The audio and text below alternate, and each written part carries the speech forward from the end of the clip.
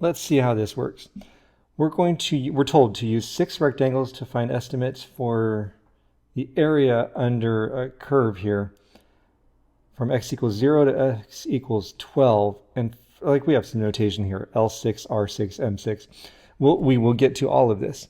But in L6, our sample points are left endpoints. What do you mean by sample points?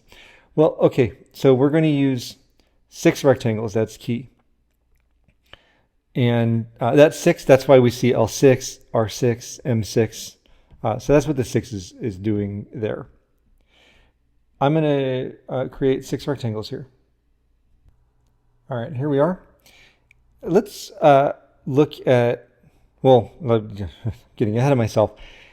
Here's our first rectangle. And notice that the height of the rectangle is related to the function value that occurs at the left edge of the rectangle. And I did that throughout here. I gotta ask you to give me a little bit of slack here because it missed a little bit here and there, but that's the idea. The point here is I'm using the left edge instead of the right. That's what's meant by L6. It's saying that the height of my rectangle is given by the left endpoint of these what are called subintervals.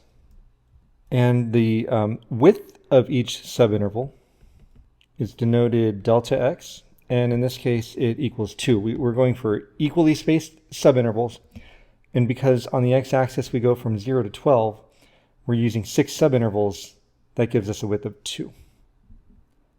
I'm going to label here x sub 0, x sub 1 through x sub 6, and they correspond to the endpoints of the intervals. And what we've used is the function value at x sub 0 for the height of the first rectangle, at x sub 1 for the height of the second rectangle, and so on. F of x sub 0 is 8. That's pretty clear on the y-axis there. Wow, no it's not. It's 9.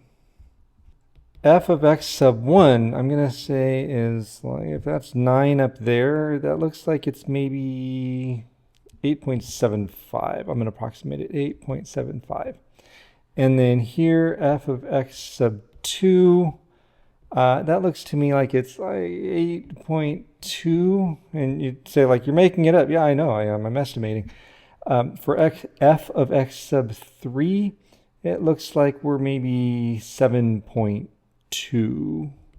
Maybe you look at this and you say, that looks like 7.1 to me. Well, that's totally fine as long as you're not saying it's 12. You know what I'm saying? All right. F of x sub 4. I'm going to go with like 5.95, and then f of x sub 5, that looks like it's a pretty solid, I'll still approximate it, but it looks like it's a 4 for me. And you say, well, we're not using x sub 6. No, we're not.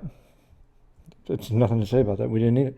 Okay, now, L6 is going to be what happens when we take all these function heights times delta x, and add the results together. So like 9 times 2 plus 8.75 times 2, and so on. And that was kind of ridiculous, right? Because I can just take the function heights and add them together and then multiply by 2 at the end, right? It's called factoring.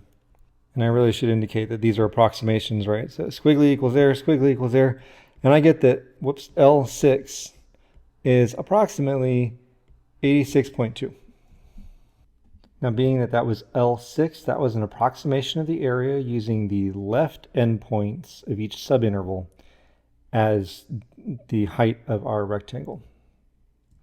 Sorry, the function value at the left endpoints. Now let's go to R6. I have our picture reproduced here. Now, if I'm going to use the right endpoint of each subinterval, then x sub 1 is now going to be the height of the first rectangle. And so you see that automatically, because this function is decreasing, I'm going to have smaller rectangles. And so I expect that I'm going to get a smaller value out of this, but let's talk about how we're going to do it.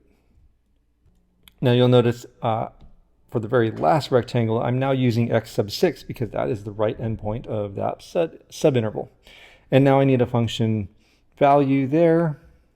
If I peek at the original, it looks like the value there when x is 12, it's going to be equal to 1. So I'll say f of x sub 6 is, I'll still use approximately. 1. Now, I need the same type of thing that I did before, right? So I need r sub 6 is, I'll say approximately. And now that I'm using the right endpoints, I need f of 1, f of 2, f of 3. I need these numbers, right? So let me just write those down. Add them together, multiply by 2. R sub 6 is approximately 70.2.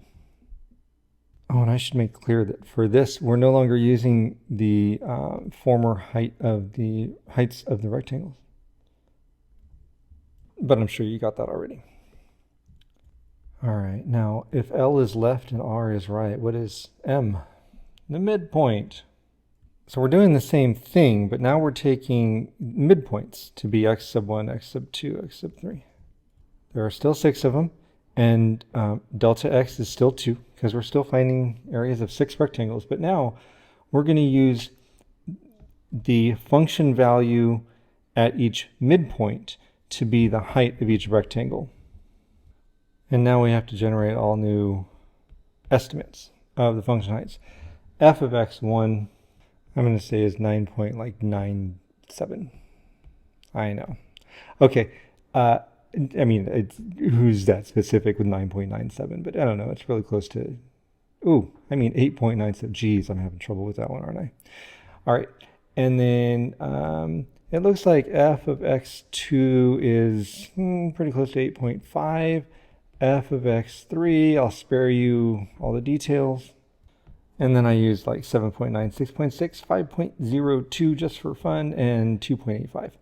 Now, m sub 6 is going to be the sum of all of those times 2, and I get that m sub 6 is approximately 79.68. So, I mean, you can see that these are varying pretty good, right? L6 in the neighborhood of 86. R6 is about 70, and then M6 is about 80. Now, let's look at what we were... So all that is like part A.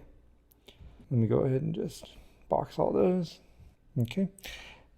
Is L6 an underestimate or overestimate of the true area? Well, look, for L6, all our rectangles are too big. So this is an overestimate. And for R6, all our rectangles are too small. So this is an underestimate, which means that the actual true area is somewhere between 70-ish and 86-ish.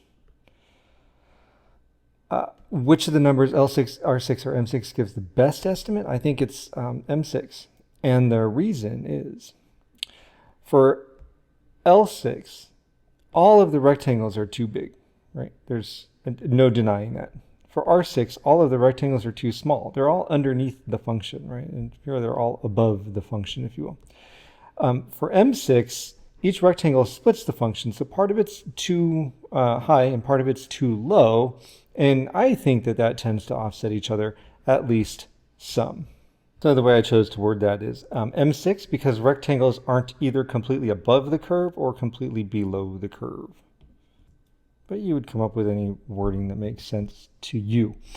So folks, this is how we're using rectangles to approximate the area under a curve.